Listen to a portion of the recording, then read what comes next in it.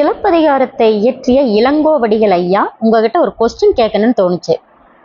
அதாவது, மதுரையை எரிச்ச கண்ணகி, அரசனிடம் நீதி கேட்ட கண்ணகி, அதே கண்ணகி தன்னை விட்டு சென்ற கோவலன் மட்டும் ஏன் மன்னிச்சா?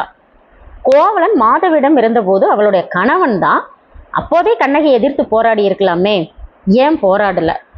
பட் அப்போ அதை யோசிச்சு பார்க்கும் பொழுதுதான் ஒரு உண்மை புரிய வந்துச்சு. கண்ணகி அப்படி செய்யலைன்னா அது உரிமைக்கான சண்டை இல்லை, அது பொறுமைக்கான பரிசோதனை. பாவம் செய்தவன் திருந்தினால் அதுவே உண்மையான நீதியாகும்னு அவ அறிஞ்சிருக்கிறா. மாதவியுடன் கோவலன் இருந்தபோது பணம் புகழ் இதெல்லாம் சேர்ந்து அகங்காரத்துல இருந்திருக்கிறான். இந்த நேரத்துல கண்ணகி அவனை எதிர்த்து போராடி இருந்தா அவளுடைய வீழ்ச்சி தான் அதிகமா இருக்கும். ஸோ கோவலன் திருந்தி பாவ மன்னிப்பு கேட்டு வந்தபோது கண்ணகி அவனை மன்னிச்சது பலவீனத்தால இல்லை, அது அறத்தின் உச்சம்னு புரிய வந்தது. ஸோ இந்த காப்பியத்தின் மூலமா கண்ணகி கற்றுக் கொடுத்த பாடம் என்னன்னா, திருந்தாதவனை எதிர்க்க வேண்டும், திருந்தியவனை மன்னிக்க வேண்டும். இதுதான் கண்ணகி, இதுதான் சிலப்பதிகாரம்.